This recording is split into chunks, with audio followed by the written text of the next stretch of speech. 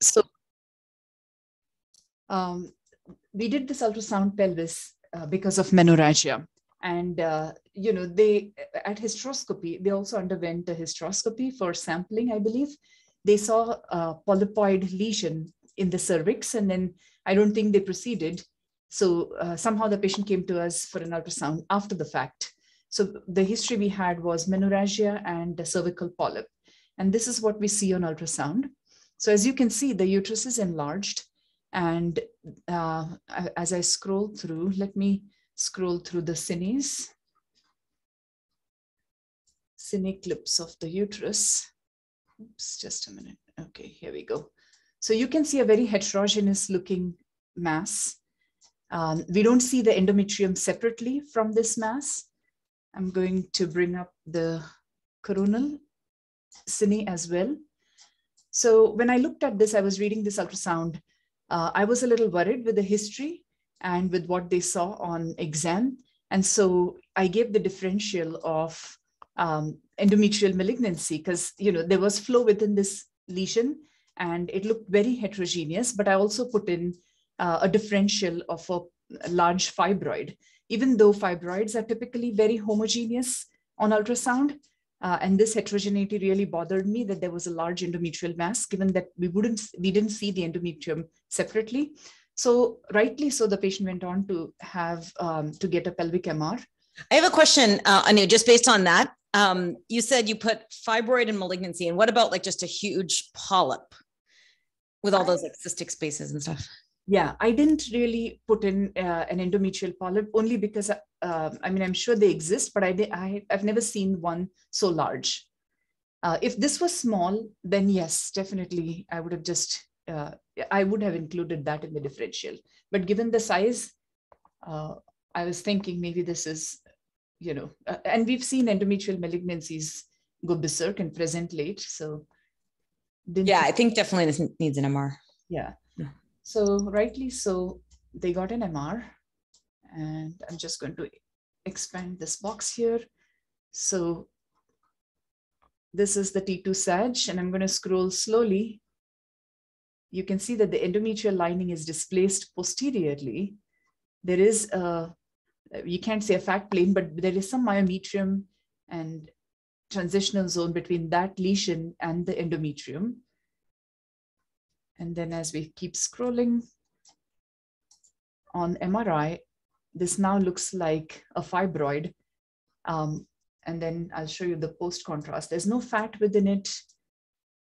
It looks a little bright on DWI. I don't have the histopath yet, but this turned out to be a fibroid. Now, was there no hemorrhage there? It looks like on the T1. No, there's no hemorrhage. Okay, because in the leiomyosarcoma algorithm thingy, hemorrhage is one of the things that points you towards LMS. And then the other thing is the borders. The borders look pretty well defined, at least here. Agreed. Yeah.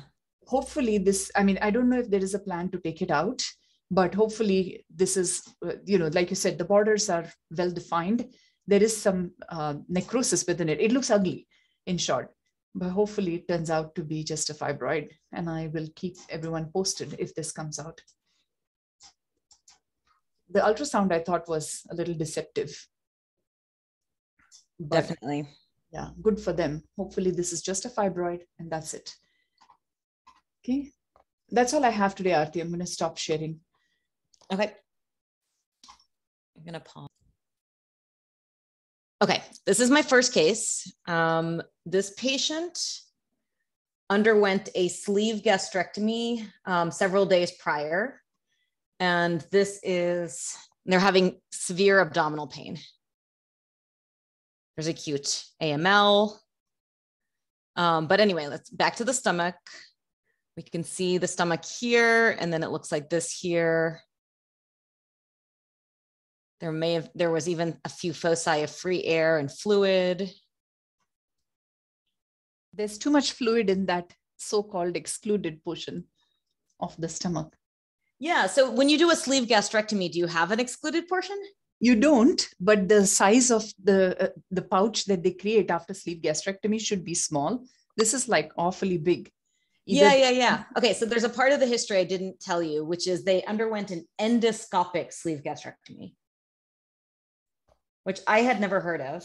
I've only seen laparoscopic sleeve gastrectomy. So I want to show you what an endoscopic sleeve gastrectomy is, and then we'll look at the case again.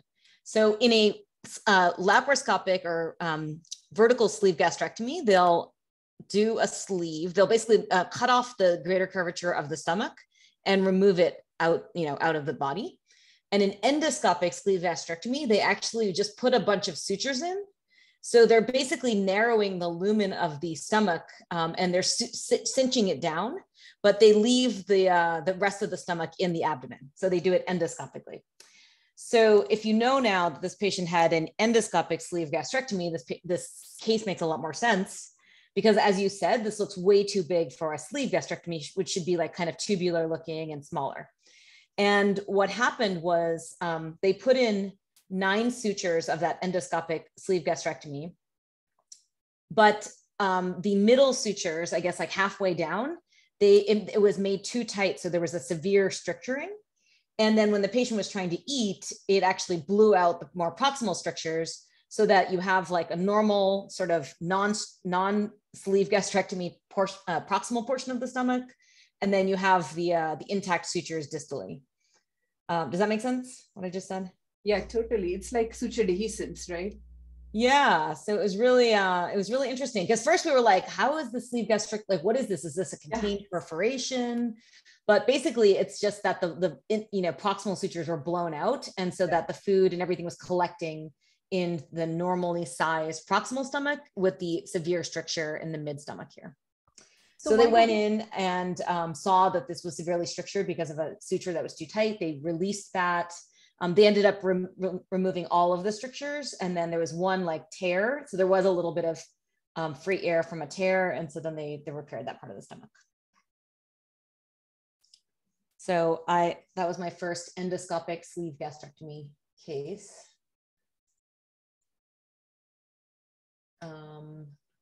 Pause the recording. Okay. This was a patient who had abdominal pain. This was just scrolling through the abdomen. I see somebody from Arkansas is on here. Who is that? So I specifically wanted to, I feel like. Aarti, this is Kedar, and we have a couple of our residents. Okay, cool. I know if Rupa was here, she would get this case, but I'm gonna throw it up to all of you guys. So here's my finding.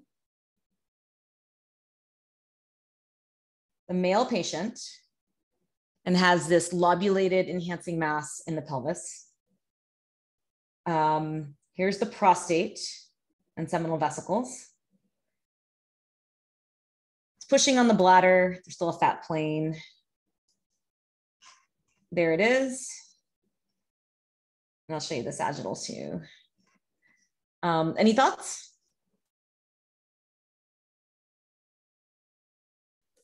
Is it a spleen? Great thought. It is not a spleen. Let me show you the spleen. Their spleen is small, but oh no, it's fine. It's normal. They didn't have trauma related to their spleen, but great thought, especially avidly enhancing like that. The left kidney is absent, isn't it? And there's some retroperitoneal. Good thought. So what are you thinking? Like a Met? One of the thoughts, like if it was an RCC, then they can go anywhere and they enhance very brightly. Yep. And that's a great thought. It was not an RCC Met. We originally thought like maybe it's coming from the prostate. Maybe it's like one of those weird like giant cystadenomas of the prostate, but they tend to be like more cystic. We don't have an MRI in this case. Okay. Any other thoughts? And actually, like if this was more coming from the bladder wall, I would definitely think about like a paraganglioma, which you can get at the bladder wall. Is it a solitary fibrous tumor? Yes, good job. So yeah, so this is like always the one that after somebody says the diagnosis, I'm like, oh, why didn't I think of that? Like they're always these lobulated enhancing masses. But anyway, so yeah, this was a solitary fibrous tumor. A couple of interesting things that happened along the way though, is that they did a transrectal biopsy, and the biopsy came back prostate cancer. And we said, like, well, that's discordant. This doesn't really look like a typical prostate cancer. Turns out, because they went through the prostate, they incidentally found also a prostate cancer here. We then went and biopsied it from this anterior approach and got core biopsies and got the diagnosis of solitary fibrous tumor. So for the trainees on, just a couple of words about SFT. We always talk about it in the pleura, but about 50% are extrapleural. They love the retroperitoneum, the mesentery, the pelvis. They're pre-malignant tumors. They can recur. I think about 10% can metastasize and be malignant. So they generally do need to be resected and followed. And does anyone know what syndrome they can cause, the clinical syndrome? It is associated with hypoglycemia. Yes, Doge-Potter syndrome, exactly. So they release insulin, and so it can cause symptomatic hypoglycemia. Okay. Okay, great job on that one, Kedar. Actually, the reason I said Rupa might get it is because I think she and I just keep showing solitary fibrous tumors and keep missing them. So, okay, this is my next case. You can see that there's a nodule here. The patient has chronic renal disease. This is the main finding. And they also have this renal transplant. Looks like it's vascular as well. So what do you guys think about this finding here?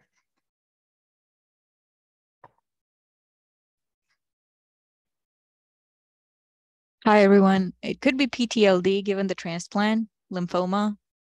Yes, good, excellent. Who is that? Maria Zulfikar. Oh, This is cool. like my second meeting, so I'm new. Oh, cool. Where are you from? I just started at Mayo, Arizona. Oh, nice. Welcome. So great. You put it all together. So there was an enlarged node up here, this large gastrohepatic node. We should not have something like that. So that's another clue that lymphoma might be in the thing.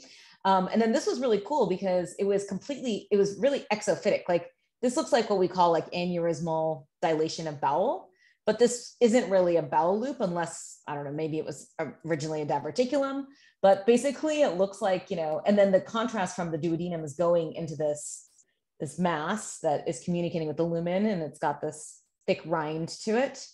And this was lymphoma, and it was actually in the setting of PTLD, which is why I showed you the renal transplant. So great job.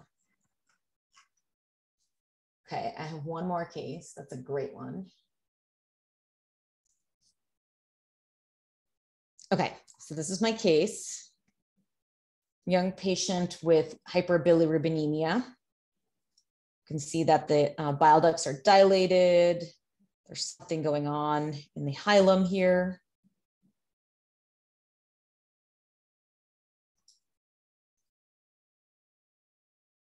There's some T2 hypointensity surrounding the celiac axis here, and it seems to kind of extend into the hilum, encasing vessels. And also probably going to the hilum and causing this biliary obstruction. No one's speaking up. Do you guys want more sequences? So young patient with these findings, the liver findings, the biliary findings almost look like sclerosing cholangitis or some central obstruction and, retroperitoneal soft tissue. I'm thinking in terms of IgG4 disease. Great thought. And yeah, for PSC, I would say that the ducts are a little bit like big for PSC, but there's definitely looks like something weird going on centrally. They look a little curly, but they're not like exactly beaded. They look almost too big for PSC to me. But I think IgG4 is a great thought. And then the other thing we were thinking about is lymphoma, like just looking at something soft that's encasing the arteries and the veins, but not occluding them. Is there a malignancy here? Is this like a hilar cholangio somehow? I was going to show you the post contrast. This stuff that is expanding and surrounding is not enhancing very much.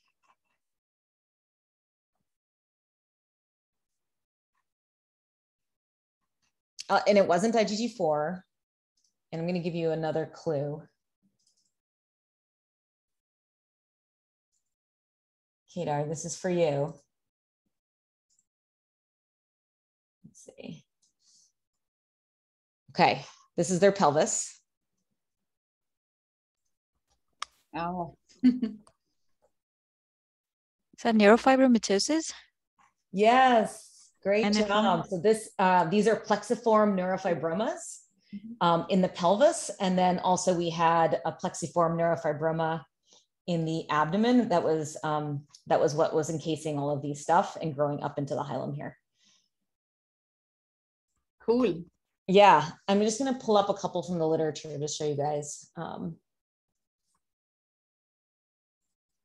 So I just wanted to show a couple from the literature. So for example, they can be very, very extensive. They tend to be T2 bright, not have that much enhancement in them. These are extensive ones coming out of the lumbar and sacrum.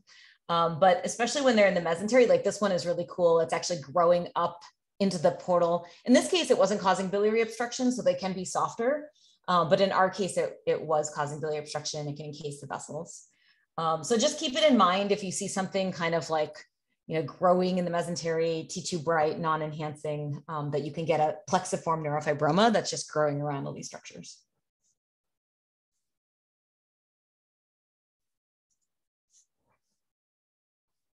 Okay, that's it for me.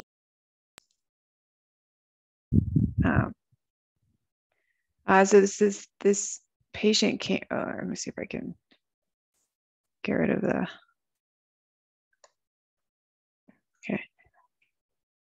Okay, this patient came to us with what was it, like abdominal pain or something like that. Has a transplant. They has abnormal like LFTs.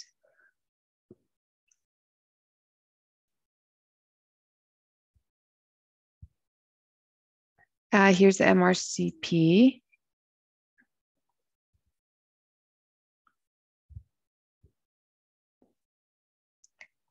These are T2s.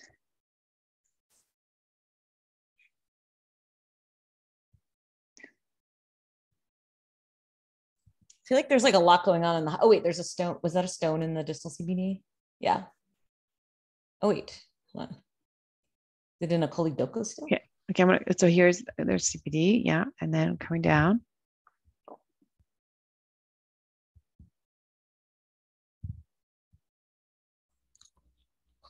It's almost like a diverticulum after it joins the frank duct. Yeah, like a stone in a choledochocele. Yeah. So maybe the T1 pre.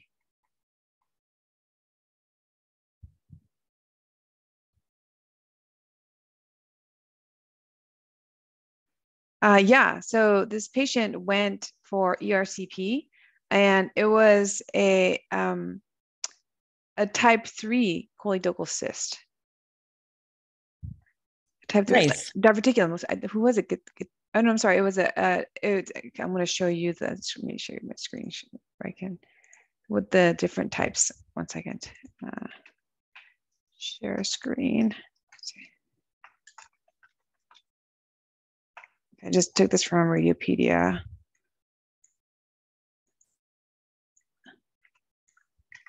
Okay, let's see if I can. Sorry, working from home, so it's kind of hard to not as. Oh, wait, basic. Okay, can you see my screen? Yes. Okay, so it was actually a type 3. Initially, we're like, oh, is it a diverticulum? But then on ERCP, it actually turned out to be a type 3. And so I think that it was like inflamed, so it made it look like it was like could be a diverticulum, but in fact it was like communicating. It was just dilated in the distal CBD ambulatory region with that little stone that was impacting it, and it was a pigmented stone, and that's why it was T1 bright. Cool. Can you show the coronal again? Yes. Screen share. Okay, coronal is here. Oh, and there's a little cystic thing here. But here. Oh, very cute.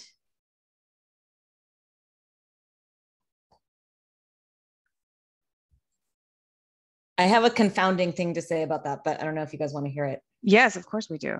I had a gorgeous case of a type 3, like choledochocele, like just like yours. I'm sorry, I'm getting paged. Okay, I'll tell the rest of you. And it got, and it even, we did an EOVA scan and it communicated with the biliary tree. And we were like, this is definitely a type 3 choledochocele. And it was resected and it came back, the pathology came back duplication cyst. And what I learned is that there's an overlap between choledochocele and duplication cyst. One of them has a muscular layer on top of it and the other one doesn't. And you can only really tell that on pathology. And the reason that the surgeons came back to us and said that was because, like, you know, the patient was like, why did we resect a duplication cyst when, you know, that might not need to be resected? So that was one thing that I learned, is that you can also get duplication cysts in that area and they can communicate with the biliary tree. Okay. So this is actually what I was just talking about. So a choledochocele is an outpouching of the bile duct. It is not covered by a muscular layer and it communicates here. You can get a diverticular one, or just like, you know, these are both just variations of the same thing. But you can also get a duplication cyst that's in the wall, is covered by muscle, and it will communicate here. So looking back at my case that I had, we couldn't tell the difference. We couldn't tell if there was a muscular wall on top of it, but that's just something for you to know. Again. Go ahead. I was just wondering if they can tell the difference on endoscopy at all. Yeah, I think that that's a good question. And like, I guess the bile duct should look different than if it's covered by the muscle layer, but I bet you they could definitely tell if they did an EUS on it. Because on EUS, they can see the muscular layers, and that's why, like, they know, like, the GIST tumors come from like the 4th layer of the bowel and things like that. So that's a really, really great point. And yeah, I guess in the future, if it's going to make a difference, like if they're going to do a Whipple or they're questioning it, that's something we could suggest. And then there's this whole debate too about whether or not duplication cysts should be resected, because they also have malignant potential. So that's a whole other discussion. But Wait, I don't know if I may have presented this, and it's okay because it's just a pretty case, so we'll see it again. Okay, so this was dysphagia.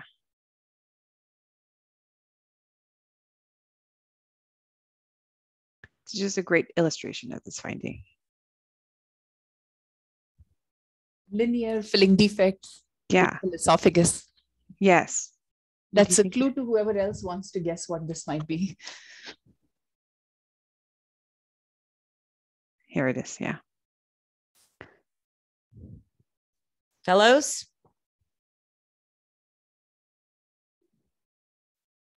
Do you have any? Okay, what's another differential? Varicoid tumor. Yeah, so this one got endoscopy, and this was esophageal cancer. Distal esophageal cancer. Yeah. Just a great illustration of, the feeling, that the ragged appearance that we see with malignancy.